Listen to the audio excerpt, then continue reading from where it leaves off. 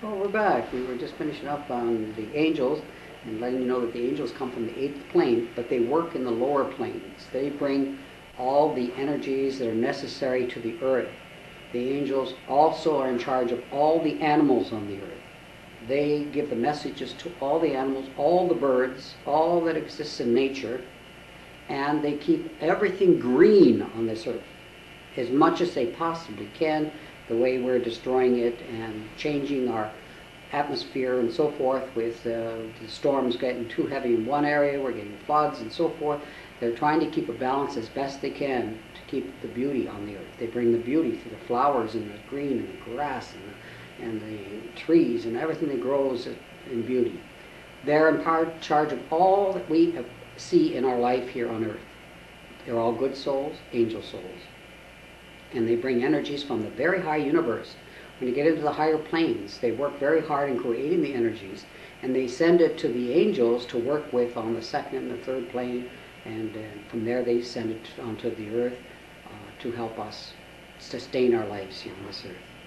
If we knew how many souls were working 24/7, they do not sleep, just to keep us alive so that we can just breathe our air that we all take for granted. Each and every day. Every day. They're working all night and all day to keep things going. When the energy gets so out of balance that they no longer can even bring it back and let it flood the earth with a terrible storm, they take that excess energy out through the ozone layer and to a universe that they re-energize it into positive energy and bring it back to earth to bring the balance. They're always working on keeping a balance here. We haven't spoke too much on colors, but the ozone layers at the bottom of the earth and our hole at the top. There's holes on both sides of the earth. The actual ozone layer is really in the Antarctica. It's on the bottom of the earth where we stand. And they work 24/7 with colors. Every week it's a different color. That they bring color energies. There's tens of thousands of angels that are doing the healing process at these points to keep that ozone hole at a certain size so that it doesn't get burned off and open that we would burn up on this earth. A lot of this effect that we're doing here is causing all the changes to the patterns of the earth right now. Another thing that is really affecting this is the rockets that we send in space. We are shooting rockets into space monthly now. It's not, once a year. It's monthly. They're going up, and they're not even going up from the United States. They're going up from other countries too. Everybody's shooting into space. And these rockets set off a fuel emission that stays within our atmosphere. It has to be cleaned up. This emissions, all the emissions from the gasoline and the coal burning and so forth, all have to constantly be cleaned up and kept in balance. As fast as we're polluting, they're working to correct these mistakes that we're making in order to sustain our lives so that we just don't choke to death here with pollution. It's getting pretty bad in some areas of the world, as we see in our news every day about the air pollution and the air quality. We have to work from an individual point and as a group together from within ourselves to make these changes. If we start changing the way we're living, we can change these things that are on the earth. And that's what the change that everybody's talking about right now, all over the earth, is about. Change. Only through change can there be any progress. There can be no progress if we don't change.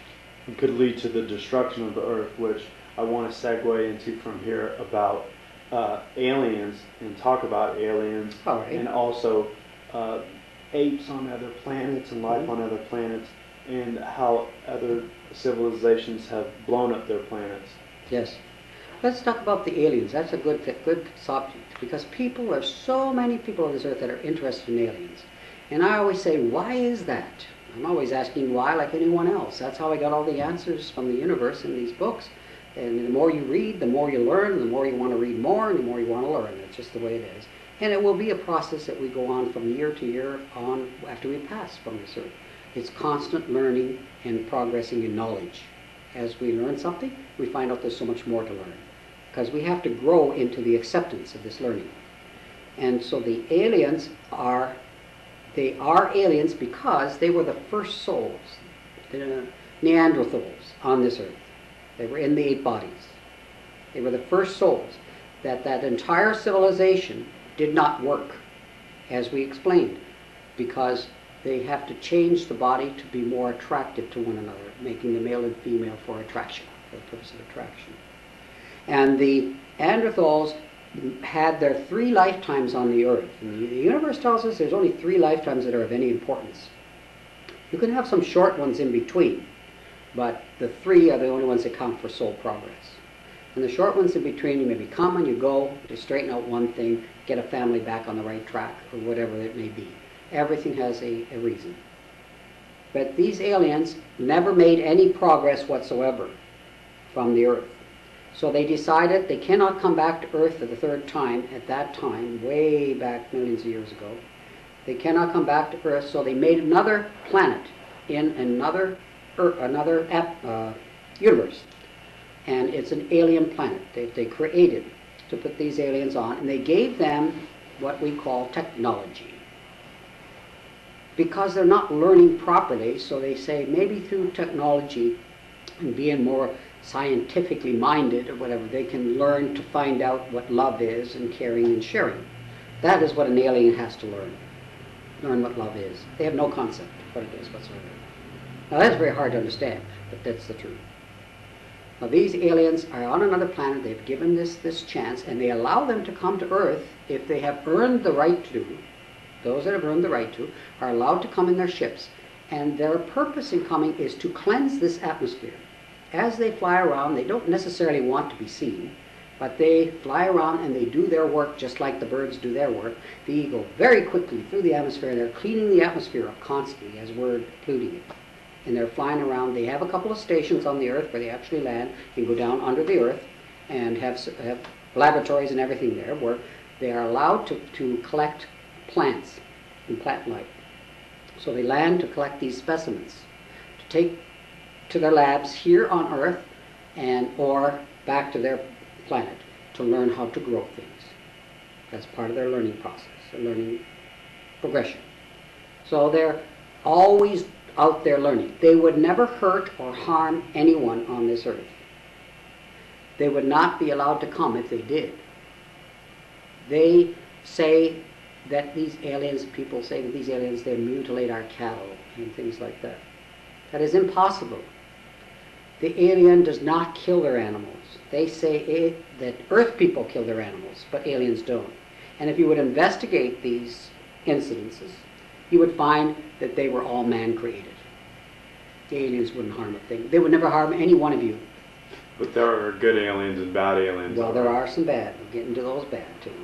Now, the bad aliens that haven't made the progress after being on an alien planet and still didn't make any progress, they send them back to Mars to start over. Where they originally came from as a soul in the Bigfoot. They send them back to Mars. The Bigfoot there are actually workers that help them.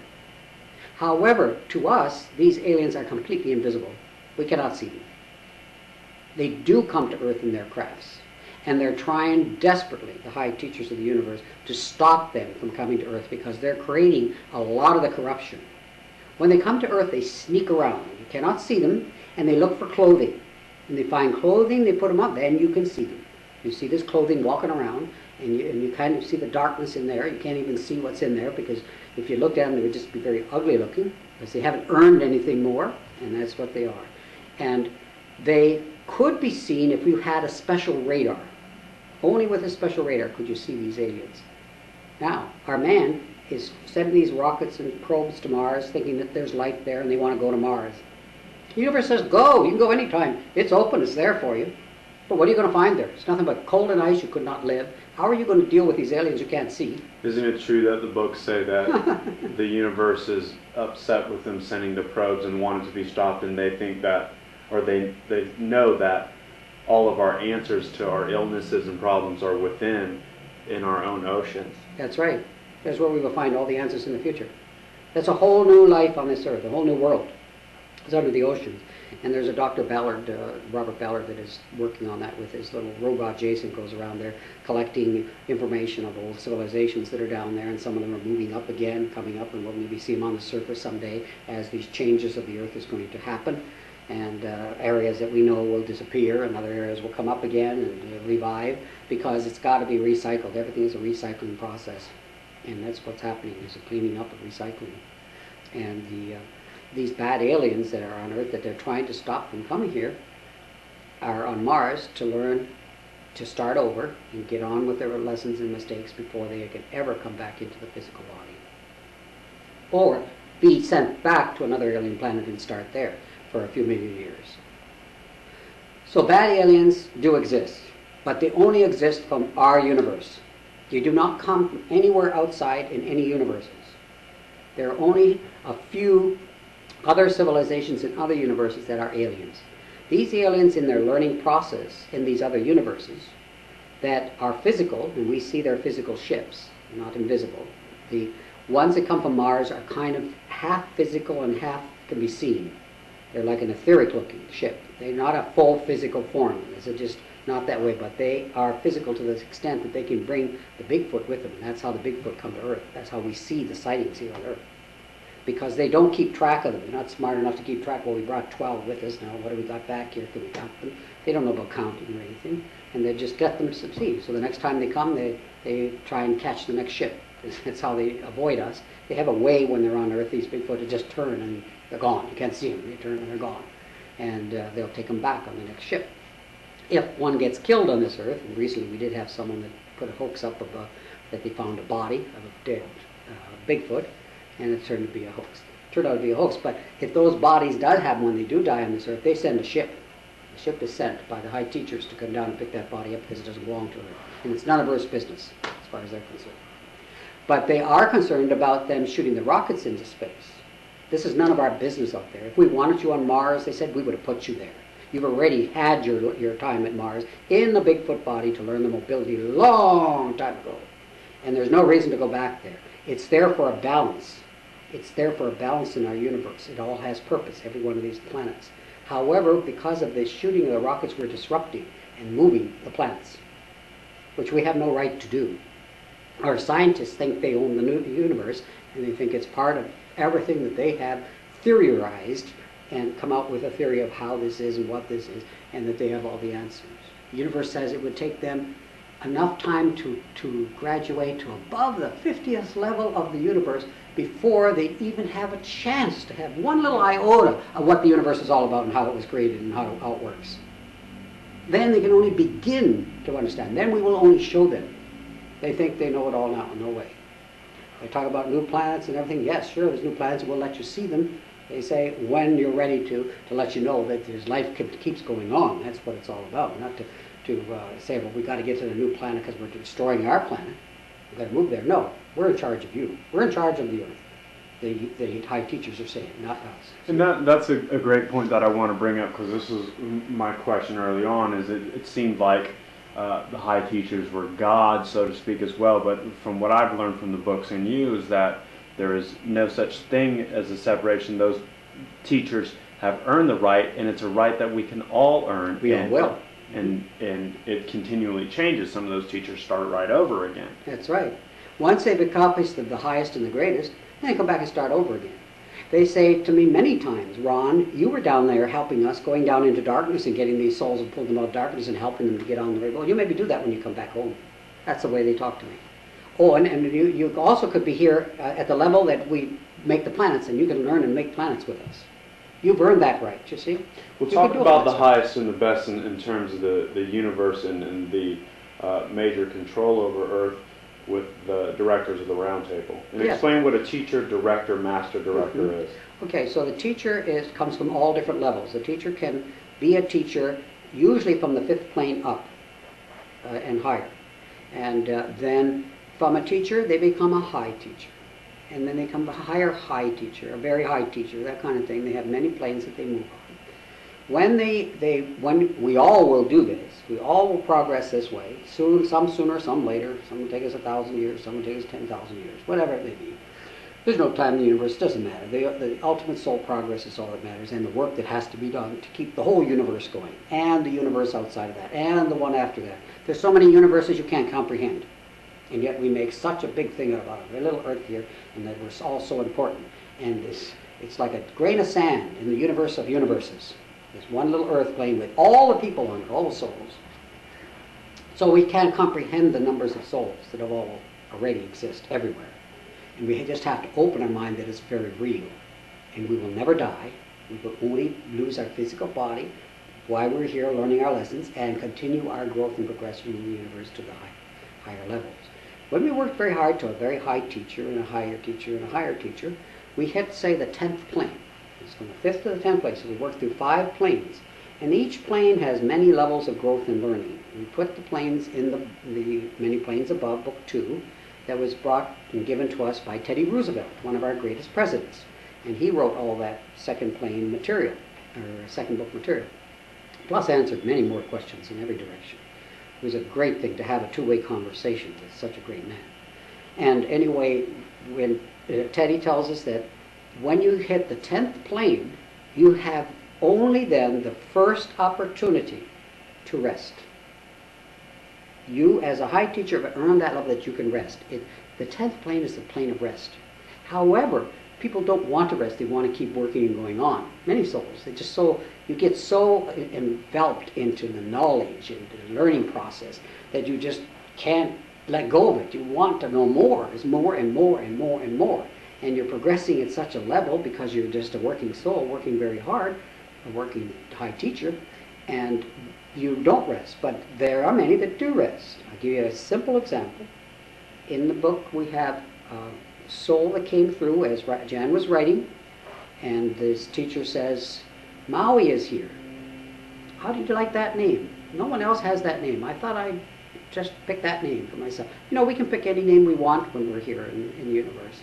And I says, oh, Maui, that is a strange name. I said, who were you when you were on Earth? He says, oh dear. He says, that's so long ago, I can't remember. I just can't remember. And he's talking to me about this, that, and just a page. He's only writing a page. And this one day he wrote. And he says, oh, now I remember. As he's talking to me, the memory starts coming back. He's, now I remember, I'm the guy. He says just like that, I'm the guy that brought those tablets to the earth. They called me Moses. He says, that was his name on earth. He's now a high teacher. You know, you can pick any name you want as a high teacher. So anyway, he just came in and he said, I'm here to give my knowledge from back in history to answer your questions, Ron, from behind the scenes. But I'm not here to write in the book. I'm only writing this one day in order to gain the understanding of making a contact with Earth once again that I haven't made for thousands of years.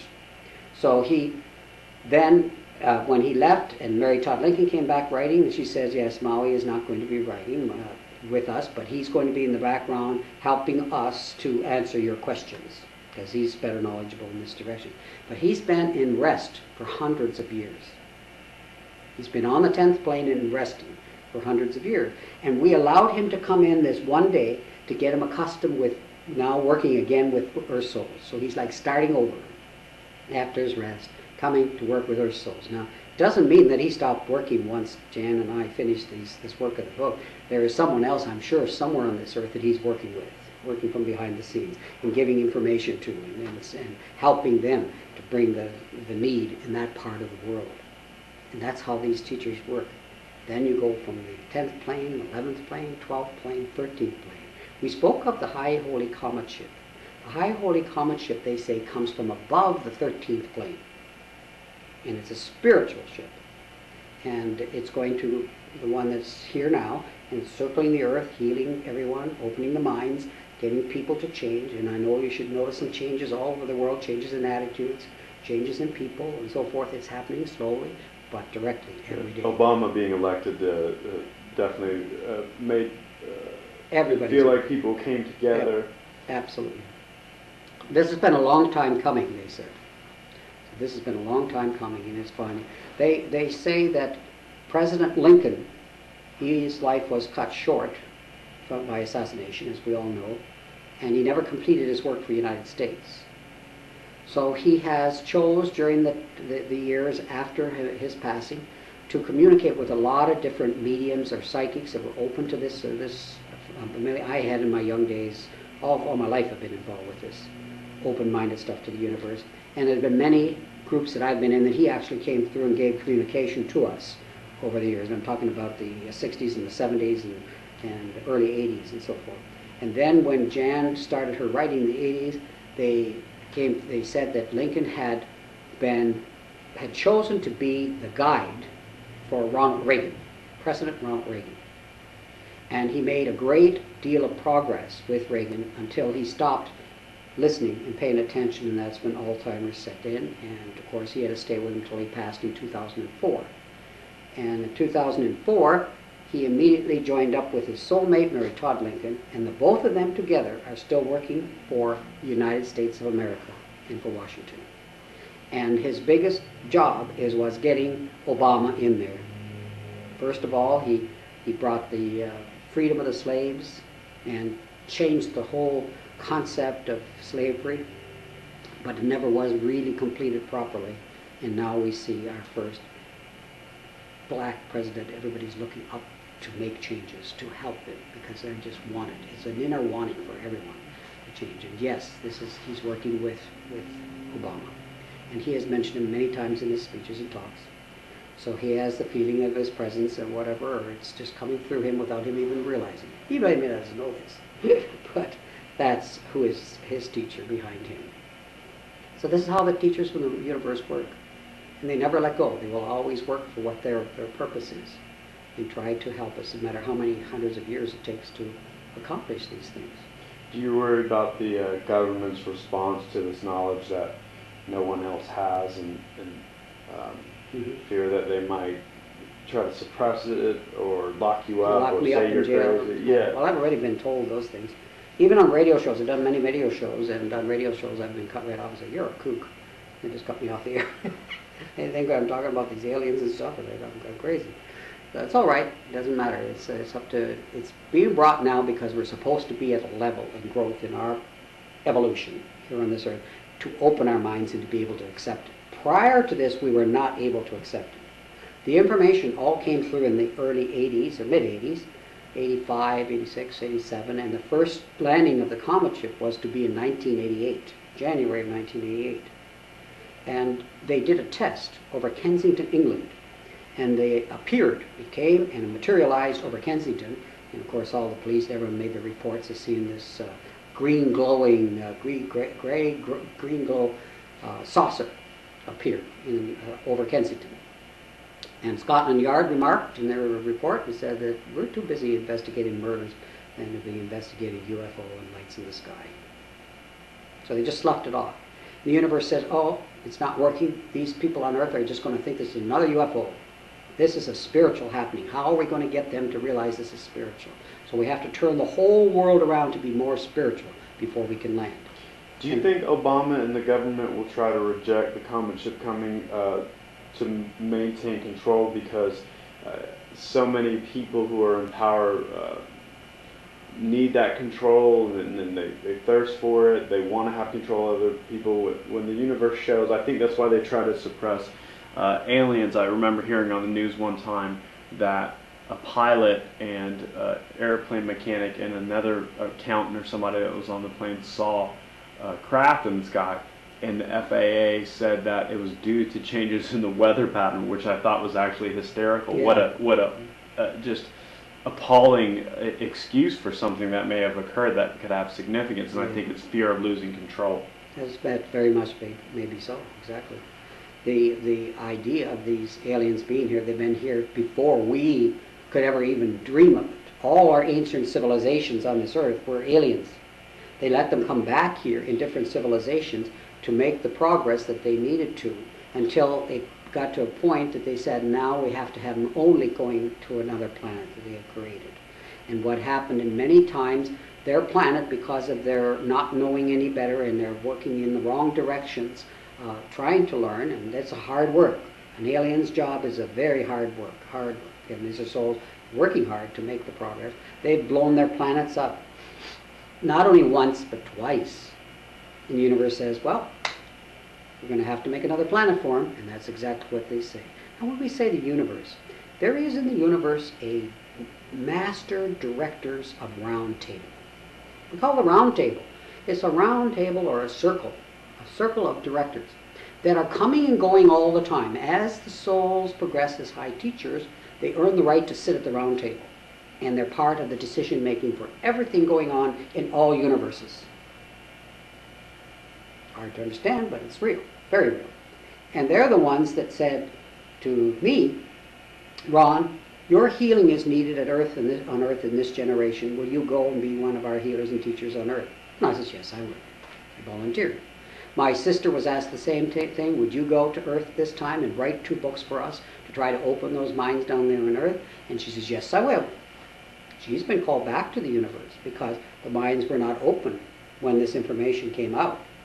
And the universe said, hang on to all this information. Don't talk to anyone about the comet or anything happening that we've given you, and especially not about the aliens being captured by the United States government and things like that, until we tell you. And they've held me back 20 years. It'll be 21 years this coming January. So it's a good question. Is it coming again in January now? I never worry about it because they're just going to impress me at the time, and I just go to a certain area, and there they will appear. That's how it is.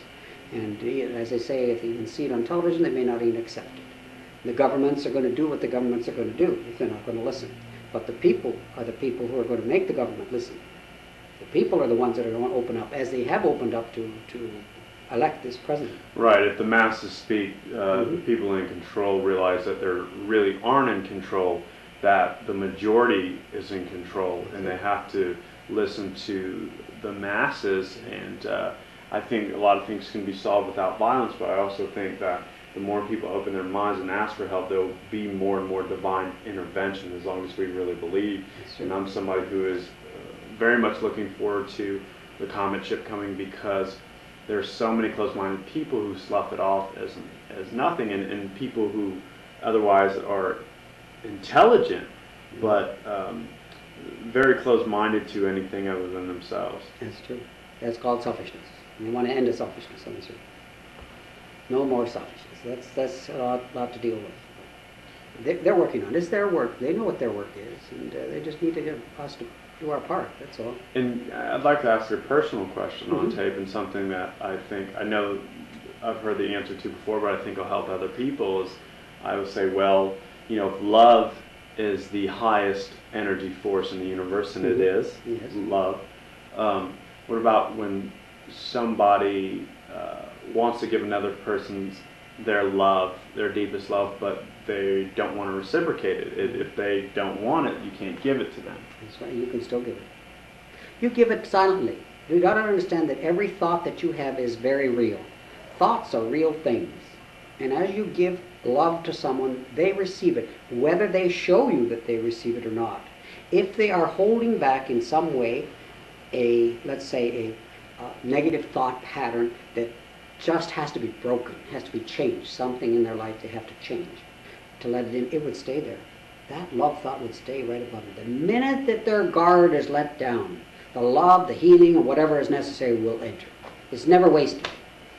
So I tell everyone that they need to send their love and appreciation to everyone that they meet and greet, and especially to those that have passed on, to help them to make the progress, because they don't have this knowledge and they can be lost. You don't want them lost souls. You want them to move on, move on.